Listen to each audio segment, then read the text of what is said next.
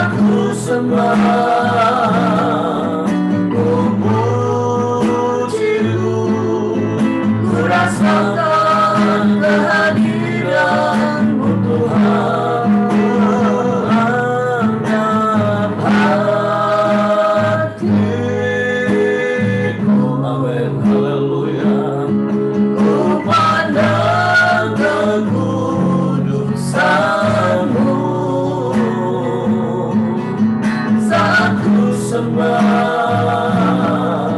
ku puji-Mu, ku rasakan kehadiran-Mu Tuhan, ku rasakan kehadiran-Mu Tuhan, ku rasakan kehadiran-Mu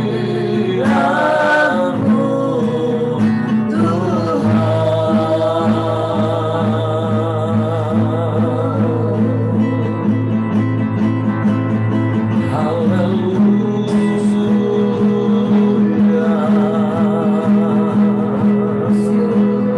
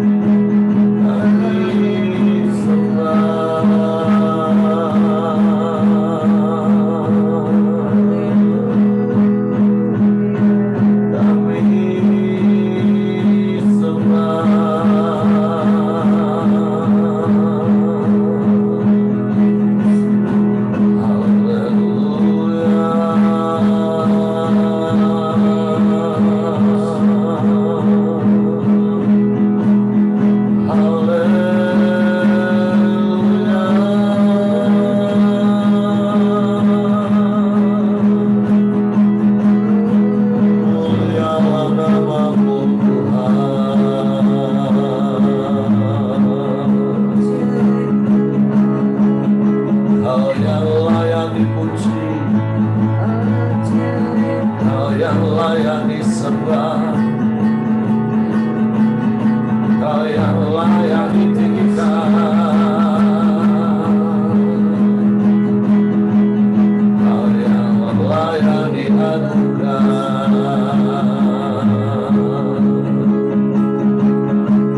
Haleluya, haleluya, haleluya, haleluya,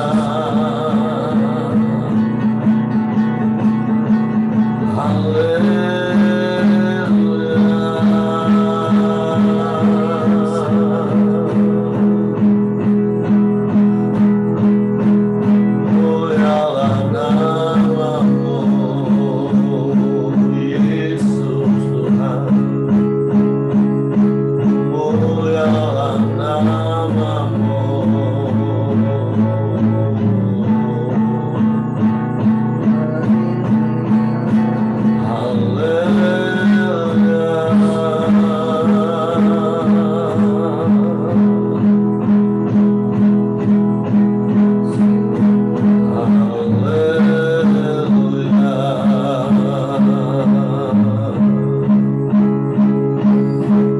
Sebab tidak ada Allah lain selain Engkau. Tidak ada yang sama seperti-Mu.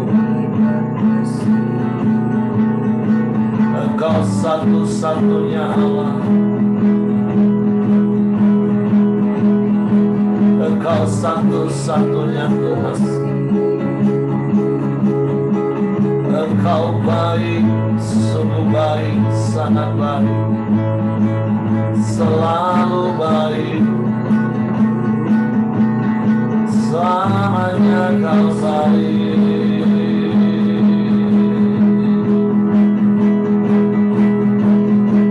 Haleluya, haleluya,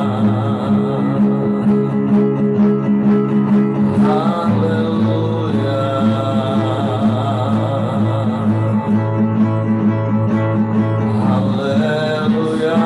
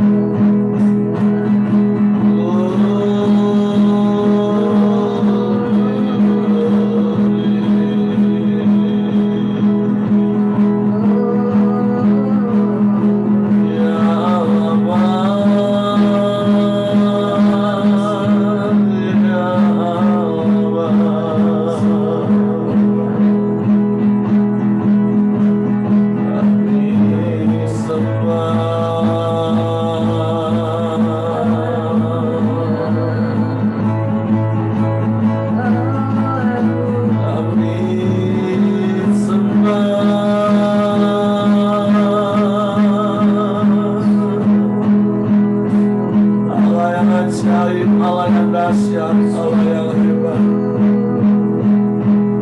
Daripada mula datangnya pertolongan kami.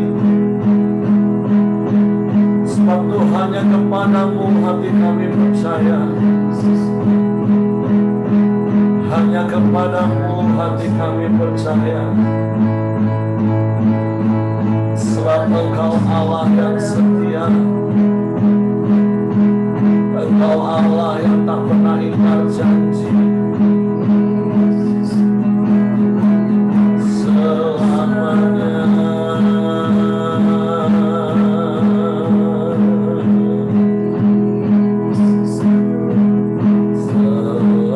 Selamanya.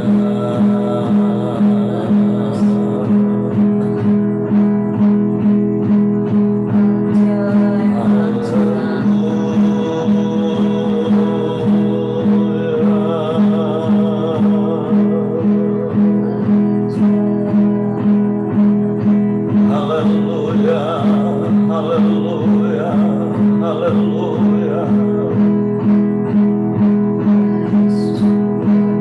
Engkau perlindungan yang teguh, kota benteng yang kuat, tubuh pertahanan. Engkau menara yang teguh, kepadamu kami berlari dan menjadi selamat. Kami aman di dalam-Mu, sebab kami mau terus tinggal di dalam-Mu Tuhan.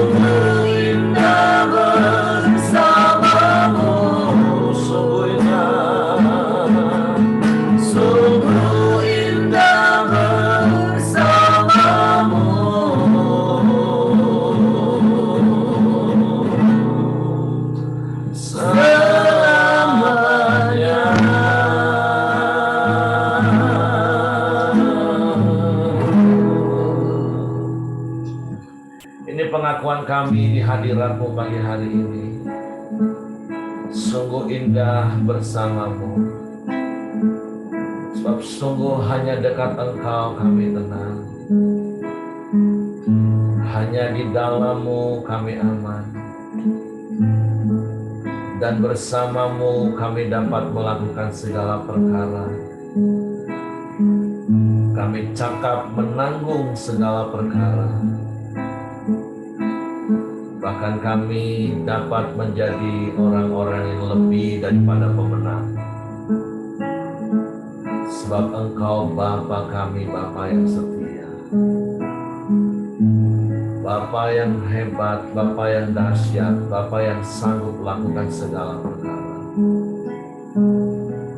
Tidak ada yang mustahil bagimu. Tidak ada yang sukar. Sebab itu kami bersyukur, kami berterima kasih kepada-Mu pagi hari ini. Kami boleh ada terus bersama-Mu. Firman-Mu yang menghibur kami, Firman-Mu yang menegur kami, menasehati, bahkan meneguhkan hati kami. Sebab Firman-Mu ya dan amin bagi kami. Waktu kami mau terus tinggal di dalam-Mu dan biarlah Firman-Mu di dalam kami. Pagi ini kami siapkan lagi hati kami menerima Firman-Mu. Menjadi tanah yang subur. Roh Kudus, tolong kami untuk mengerti, tolong kami untuk memahami Firman-Mu, sehingga kami percaya Firman-Mu dan kami melakukannya dalam hidup kami. Dalam nama Yesus kami bersyukur. Kami sambut Firman-Mu pagi hari ini. Haleluya, haleluya, haleluya. Amin.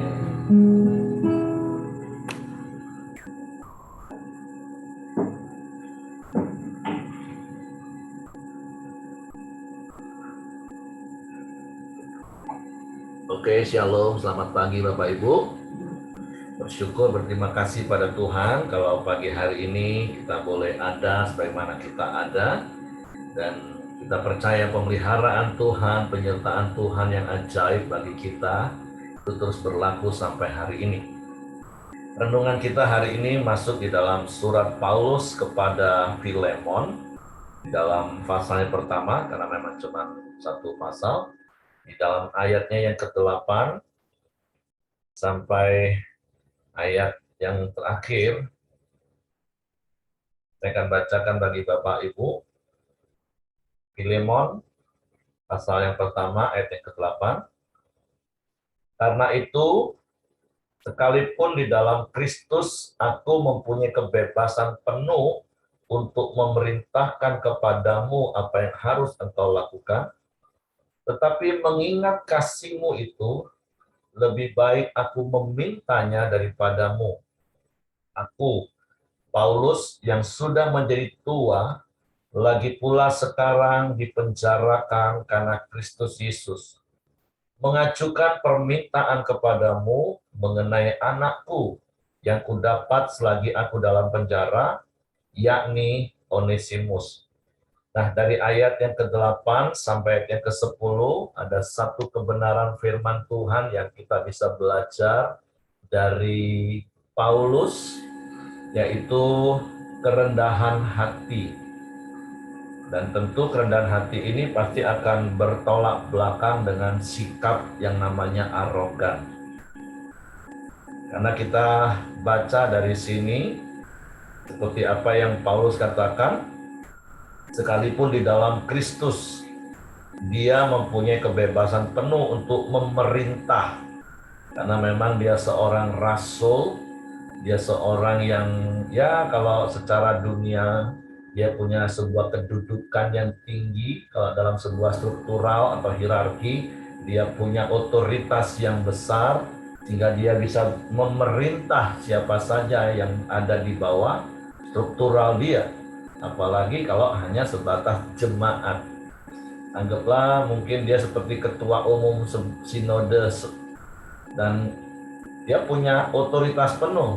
Jangankan jemaat, pendeta-pendeta mungkin yang di bawah dia di level nasional sekalipun, di level daerah, dia punya otoritas penuh untuk memberikan perintah.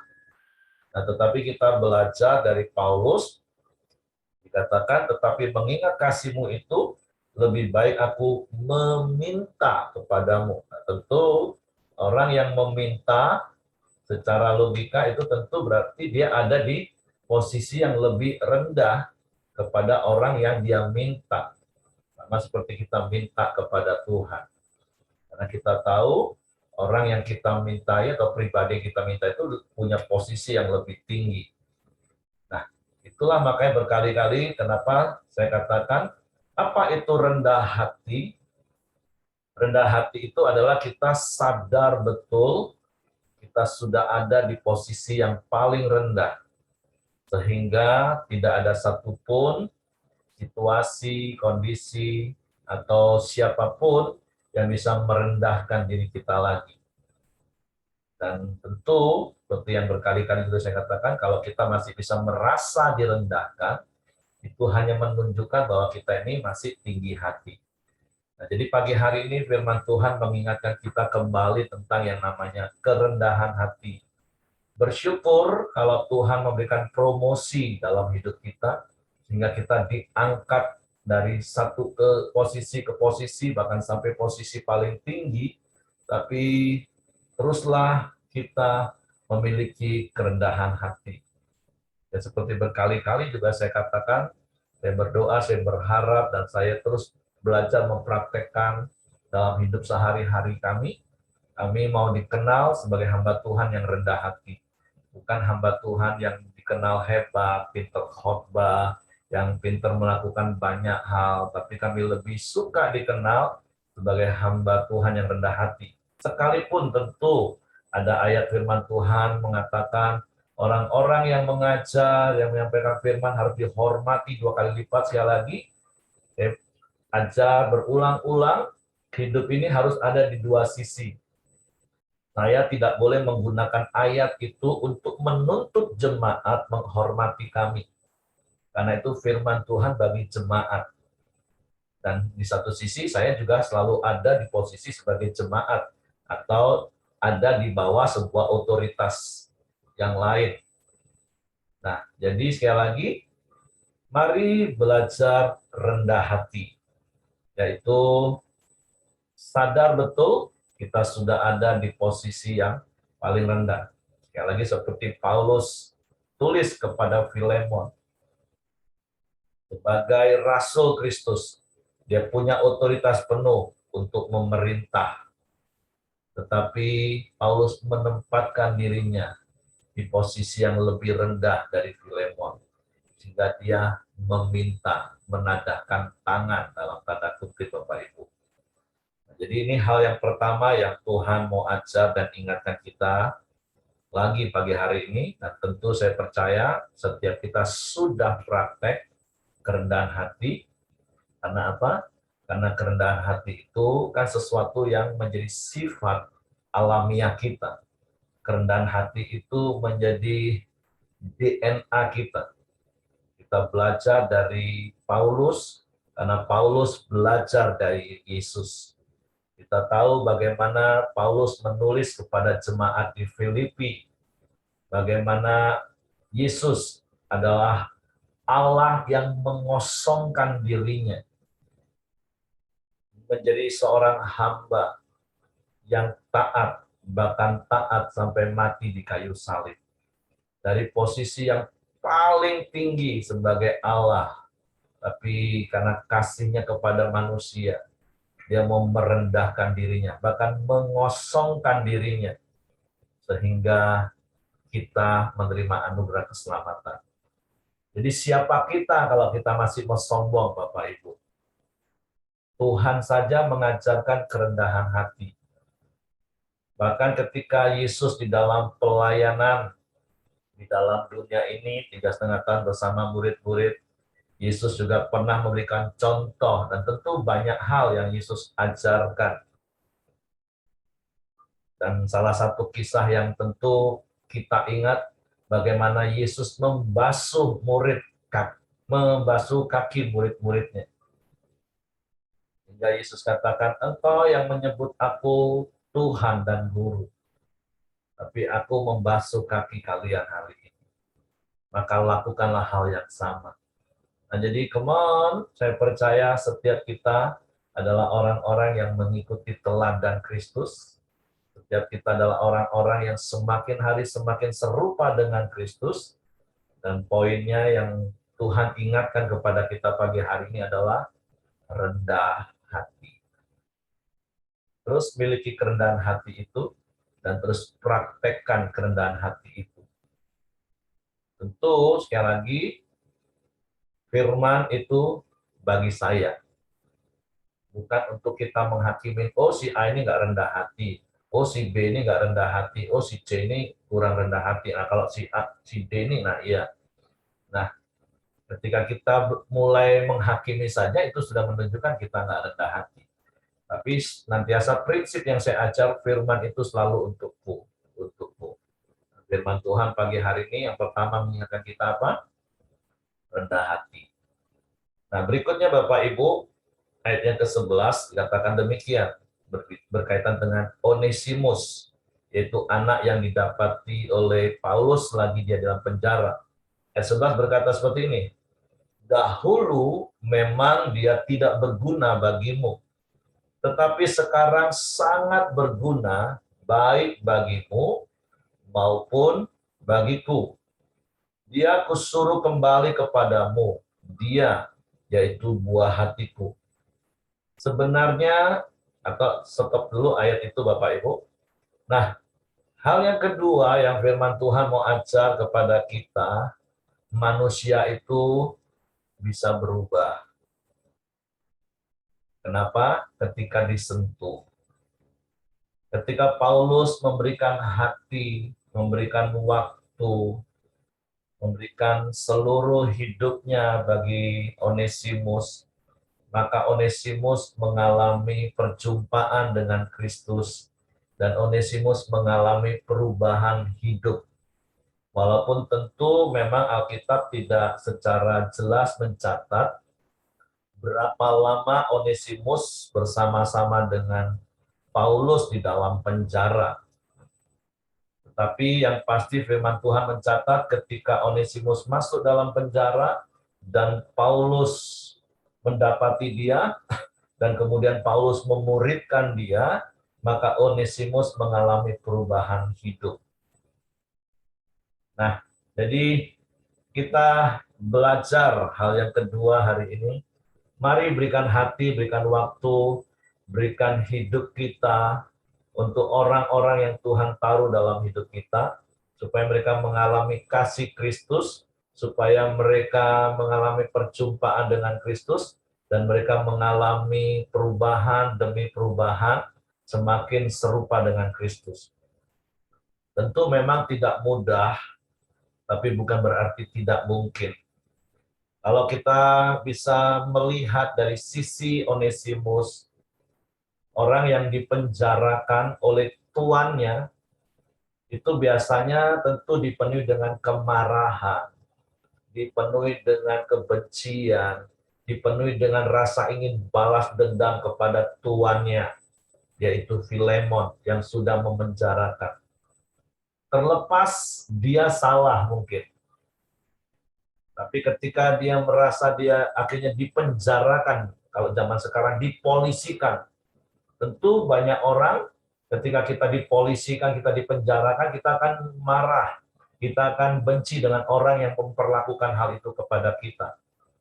Nah, tentu Paulus harus mengobati luka batin Onesimus, dia harus membebatnya dengan kasih Kristus, dan itu bukan sebuah proses yang cepat tentunya. Tapi sekali lagi, manusia itu bisa berubah. Ketika apa? Disentuh.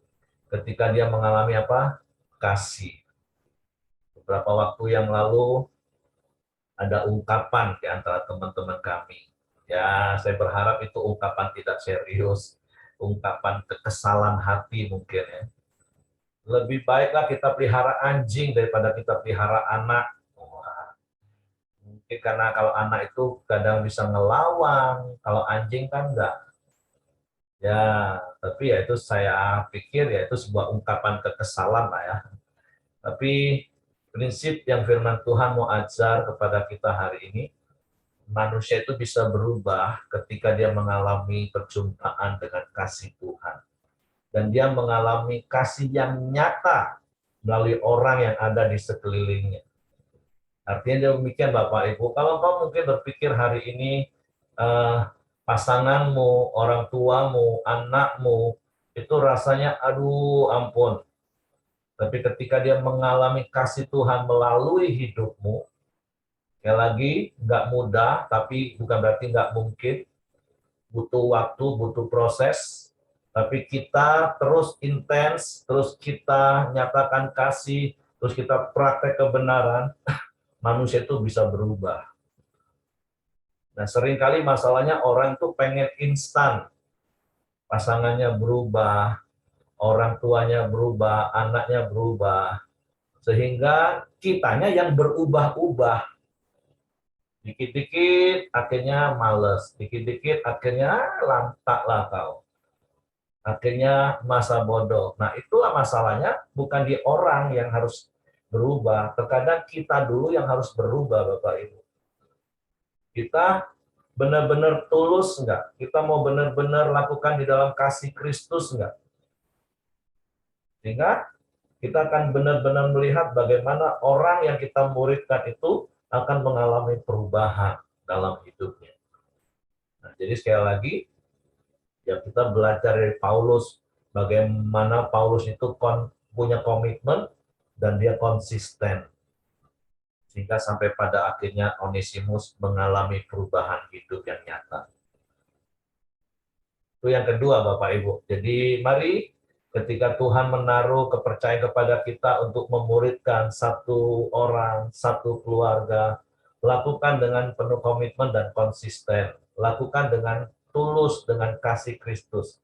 Orang itu pasti bisa berubah ketika dia mengalami kasih Tuhan. Melalui siapa? Melalui hidup kita. Nah, yang berikutnya, ayat yang ke-13, kita mau belajar lagi kebenaran firman Tuhan. Sebenarnya, aku mau menahan dia di sini sebagai gantimu untuk melayani aku selama aku dipenjarakan karena Injil. Tetapi tanpa persetujuanmu, aku tidak mau berbuat sesuatu supaya yang baik itu jangan engkau lakukan seolah-olah dengan paksa, melainkan dengan sukarela. Nah, berikutnya kita belajar dari Paulus. Paulus ini sekali lagi, selain dia rendah hati, dia itu tidak egois. Dia sangat butuh pelayanan Onesimus. Dia sangat tertolong. Dia sangat terbantu kalau Onesimus tetap ada bersama dengan dia. Paling tidak ada teman di dalam penjara. Paling tidak saya percaya Onesimus itu seorang anak yang berbakti, baik, akan menolong Paulus, melayani Paulus di dalam setiap kebutuhannya sehari-hari. Sehingga Paulus katakan, ya sebenarnya Paulus pengen nahan sih. Kalau ada Onesimus, dia pasti akan lebih ringan. Karena sekali lagi, Paulus sudah tua, Bapak Ibu. Di dalam suratnya yang ditulis kepada Filemon, Paulus ini udah tua. Kondisi fisiknya tentu sudah semakin lemah. Kalau ada orang muda di sebelahnya yang membantu, menolong dia, wow, itu sesuatu yang sangat luar biasa. Makanya Paulus katakan, sebenarnya sih aku pengen tahan Onesimus untuk tetap bisa bersama dengan aku. Tapi Paulus tidak egois. Paulus tidak mementingkan kepentingannya sendiri. Makanya dia katakan ya, tapi tanpa persetujuan Filemon, dia nggak mau berbuat sesuatu. Supaya apa? Supaya Filemon nggak melakukan itu karena terpaksa. Kalaupun Paulus tetap ego minta Onesimus tetap, saya percaya Filemon pasti akan siap. Tapi masalahnya siapnya itu karena terpaksa atau enggak. Nah, makanya terkadang ya Kita belajar seperti Paulus tidak main perintah saja. Terkadang orang iya siap sih, karena kita perintah melihat siapa kita, tapi kadang orang terpaksa. Nah, saya banyak belajar dan harus belajar terus dalam hal ini. Apalagi kalau kita punya posisi. Memang nggak gampang. Apalagi ya tentu ada orang-orang yang dominan di tempat ini. Wah, itu juga bukan satu hal yang mudah kan. Dia punya posisi, terus karakternya memang suka memerintah, sehingga semua orang, ya siap, siap, siap, padahal terpaksa. Nah, tapi kita belajar hari ini dari Paulus. Nggak ego, tapi semua dikomunikasikan. Setuju nggak? Kalau kita memaksakan kehendak kita, mungkin orang akan siap lakukan karena keterpaksaan. Tentu dengan berbagai macam alasan. Mungkin takut dipecat kalau itu berbicara hubungan karyawan dan pimpinan, berbicara nggak enak hati, apalagi orang Indonesia kan kulturnya nggak enak hati, sungkanan. Nah, tapi mari kita belajar sama-sama rendah hati, kita nggak ego. Jangan memaksakan kehendak kita, tapi kita komunikasikan supaya semua berjalan dengan damai sejahtera. Kita yang meminta, kita menerima dengan damai sejahtera. Kita memberi diri untuk taat kepada apa yang orang minta, itu juga bukan karena keterpaksaan, tapi dengan kerelaan dan sukacita. Sehingga kita melakukan segala sesuatu itu dengan sukarela, seperti ayat 14 bagian terakhir. Melainkan dengan sukarela. Dan saya percaya apa yang Bapak Ibu lakukan, secara khusus persiapan kita untuk Natal, single female parent tanggal 8 nanti, Bapak Ibu lakukan semua dengan sukarela. Amin. Nah, bukan karena terpaksa Bapak Ibu. Nah, ayat yang ke-15 katakan gini, sebab mungkin karena itulah dia dipisahkan sejenak daripadamu, supaya engkau dapat menerimanya untuk selama-lamanya. Bukan lagi sebagai hamba, melainkan lebih daripada hamba, yaitu sebagai saudara yang kekasih. Bagiku sudah demikian, apalagi bagimu, baik secara manusia maupun di dalam Tuhan. Nah, ada proses yang dialami baik oleh Filemon, baik oleh Onesimus. Mereka dipisahkan untuk beberapa waktu, ternyata ada maksud Tuhan. Dan Paulus minta ketika Onesimus kembali dikirim, Filemon mempunyai sikap hati bukan lagi menjadikan Onesimus sebagai hamba, budak, tetapi menjadi seorang saudara. Dan saya percaya Onesimus juga akan belajar dan sudah belajar dari kerendahan hati Paulus, sehingga kalaupun dia dianggap saudara bukan hamba, tapi dia akan tahu diri siapa dia. Dia akan tetap melakukan tugas pekerjaannya dengan penuh tanggung jawab. Ini artinya kita juga belajar, jangan mentang-mentang kita dianggap saudara oleh seseorang, terus kita jadi ngelunjak kata orang. Ya kita tetap tahu siapa kita tahu diri. Dari sisi kita harus belajar terus tahu diri siapa kita ini. Ya, dari sisi firman secara keseluruhan, ya kita ini cuma hamba kok. Kita ini cuma hamba. Jadi jangan sombong sekali lagi. Nah, jadi kita belajar dari Paulus, kita belajar dari Filemon, kita belajar dari Onesimus hari ini. Ayat yang berikutnya 17 katakan, kalau engkau menganggap aku teman seimanmu, terimalah dia seperti aku sendiri. Nah, hidup kita ini bisa menjadi jaminan bagi orang lain. Tentu karena apa? Kredibilitas kita, Bapak Ibu. Nah, seperti apa yang Paulus sampaikan. Dan kalau dia sudah merugikan engkau, ataupun berhutang padamu, tanggungkanlah semuanya itu kepadaku. Paulus ini keren Bapak Ibu hidupnya. Dia orang yang bertanggung jawab penuh, tuntas kerjaannya.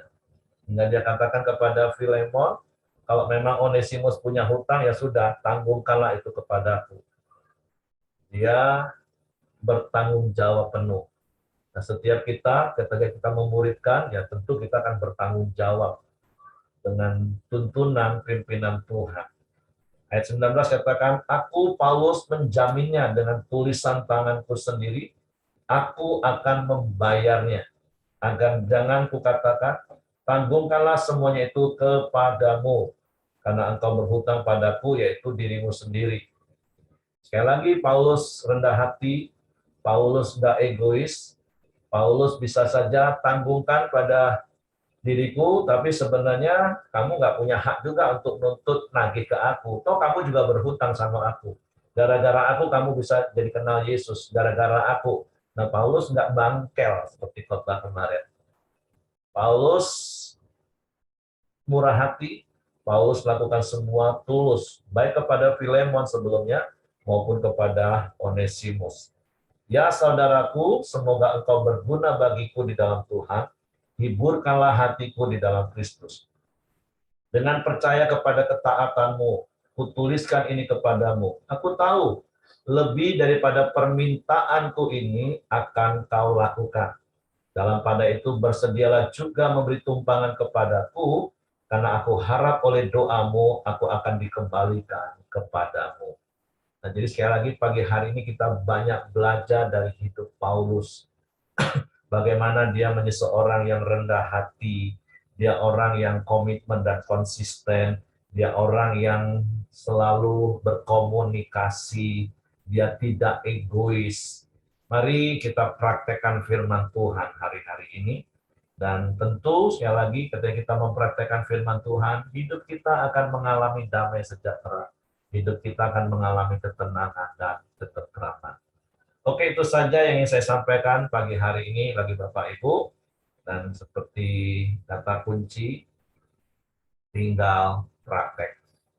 Mari lakukan firman Tuhan. Bapak Ibu, mari renungkan firman ini lagi. Dan mari biarlah firman menerangi hidup kita, mengkoreksi kalau ada yang salah. Karena firman Tuhan itu salah satunya dari 4 fungsinya itu adalah memperbaiki kelakuan dan menyatakan kesalahan. Supaya hidup kita semakin hari semakin berjalan di dalam kebenaran firman Tuhan. Oke, Tuhan memberkati. Silakan kalau ada di antara Bapak Ibu yang ingin menambahkan sesuatu. Kalau tidak ada, saya cuma mau mengingatkan Bapak Ibu, teman-teman, jam 6 sore nanti kita latihan di ruang anggrek di sekretariat. Nama Alien, cerita juga ikut Lucy juga boleh. Siapa saja yang ada tempat ini mau terlibat dengan rela hati. Saya meminta, tidak memerintah. Oke, Tuhan memberkati. Saya serahkan kepada Hengki. Mari kita masuk dalam doa kita di pagi hari ini. Bapak yang baik, kami bersyukur, terima kasih ya Tuhan. Kami terus mau datang ke hadapan-Mu ya Tuhan. Kami mau terus menyembah, memuji, dan meninggikan nama-Mu ya Tuhan. Terima kasih buat kebenaran firman-Mu ya Tuhan, di mana terus mengajarkan kami pagi hari ini untuk terus merendahkan hati kami Tuhan, dan terus belajar mengasihi orang lain, dan juga tidak egois ya Bapak. Terima kasih ya Tuhan buat Pak Heri yang telah menyampaikan kebenaran-Mu. Bila Tuhan juga berkati Pak Heri Tuhan, dan juga Tuhan berkati istri dan juga anak-anaknya yang dimanapun mereka berada saat ini juga ya Tuhan. Terima kasih, kami serahkan Pak Heri dan keluarganya ke bawah tangan kuasa-Mu ya Bapa. Terima kasih buat setiap kami yang hadir di pagi hari ini juga Tuhan. Buat setiap keluarga-keluarga kami ya Tuhan. Buat suami, istri, bahkan anak-anak kami dan juga cucu kami ya Tuhan. Tuhan, biarlah Tuhan juga memberkati keluarga-keluarga kami ya Bapa yang ada di pagi hari ini ya Tuhan. Apapun juga pergumulan kami ya Bapa, kami taruh di bawah kaki-Mu ya Tuhan. Kami percaya hanya kepada Engkau ya Tuhan. Engkau yang sanggup mengubahkan ya Tuhan. Dan juga melalui hidup kami ya Tuhan, kami percaya orang di sekitar kami juga akan berubah ya Bapa. Karena ada sentuhan Kristus yang melalui hidup kami ya Tuhan. Terima kasih buat pagi hari ini ya Bapak. Kami serahkan juga setiap keluarga-keluarga yang hadir di pagi hari ini ke bawah tangan kuasa-Mu. Dan juga biarlah Tuhan juga terus memberkati setiap kami yang hadir, bahkan yang tidak hadir juga Tuhan berkati ya Tuhan. Terima kasih, kami juga terus berdoa buat bangsa dan negara kami Indonesia. Tuhan terus ada di tengah-tengah bangsa kami ya Tuhan. Kami percaya Tuhan, bangsa kami terus Tuhan berkati. Bangsa kami terus Tuhan memberikan keamanan yang terbaik. Kami percaya Tuhan terus membawa bangsa kami hari demi hari akan lebih baik lagi ya Bapa. Terima kasih ya Tuhan. Kami juga berdoa pemerintahan kami yang ada, Tuhan juga terus memberkati. Biarlah roda kepemimpinan dari pemerintahan bangsa kami berjalan dengan baik ya Tuhan. Dan dengan takut akan Engkau ya Bapa. Terima kasih, kami serahkan pemerintahan kami ke bawah tangan kuasa-Mu. Mari kita masuk dalam doa Bapa kami. Bapa kami yang di surga, dikuduskanlah namamu, datanglah kerajaan-Mu, jadilah kehendak-Mu di bumi seperti di surga, berikanlah kami pada hari ini makanan kami yang secukupnya, dan ampuni kami akan kesalahan kami, seperti kami juga mengampuni orang yang bersalah kepada kami. Dan janganlah membawa kami ke dalam pencobaan, tetapi lepaskanlah kami daripada yang jahat. Karena Engkau yang punya kerajaan dan kuasa dan kemuliaan sampai selama-lamanya. Amin. Pak Heri, silakan tutup dalam doa, Pak. Bapak, kami juga mau berdoa untuk rencana Natal untuk single female parent yang akan kami laksanakan pada tanggal 8 Desember akan datang. Tuhan biarlah melalui momen acara Natal ini, setiap ibu-ibu yang boleh hadir, dan setiap kami yang melayani, kami boleh mengalami kasih Kristus, kami boleh saling menghibur satu dengan yang lain, saling menguatkan, meneguhkan satu dengan yang lain. Tuhan berikan cuaca yang baik pada hari itu, supaya setiap kami tidak terhalang, untuk kami boleh bersama-sama bersuka cita merayakan Natal. Seluruh persiapan yang akan kami lakukan, Tuhan tolong, Tuhan pimpin, hikmat-Mu menyertai kami, sehingga semuanya kami lakukan hanya untuk hormat kemuliaan bagi nama-Mu, dan Engkau dipermuliakan melalui acara ini. Bahkan melalui acara ini kami mau menjangkau jiwa-jiwa baru. Sebab itu biarlah setiap teman-teman kami, setiap jemaat-Mu juga boleh mengundang para single parent yang lain untuk mereka juga boleh datang bersama-sama menikmati kasih Kristus di momen Natal tahun ini, Tuhan. Kami serahkan acara ini ke dalam tangan kuasa-Mu, Engkau yang memakai setiap kami mau melakukannya dengan kerelaan hati kami untuk hormat kemuliaan bagi nama-Mu. Tuhan, terima kasih buat hari baru yang Kau jadikan bagi kami. Kami serahkan hidup kami ke dalam tangan kasih kuasa-Mu. Tutup bungkus kami dengan kuasa darah Yesus. Malaikat-Mu mengagar tempat tinggal kami, menyertai keluar masuk kami sepanjang hari ini. Di dalam seluruh aktivitas kami, Tuhan sertai dan Tuhan buat berhasil. Kiranya kasih karunia Bapa, damai sejahtera dari Yesus Kristus, serta pimpinan persekutuan Allah Roh Kudus, menyertai kita sekalian mulai hari ini sampai Maranatha, ya Yesus datang kali yang kedua. Di dalam berkat nama Tuhan Yesus Kristus. Haleluya. Amin. Semangat pagi, selamat beraktivitas. Tuhan memberkati.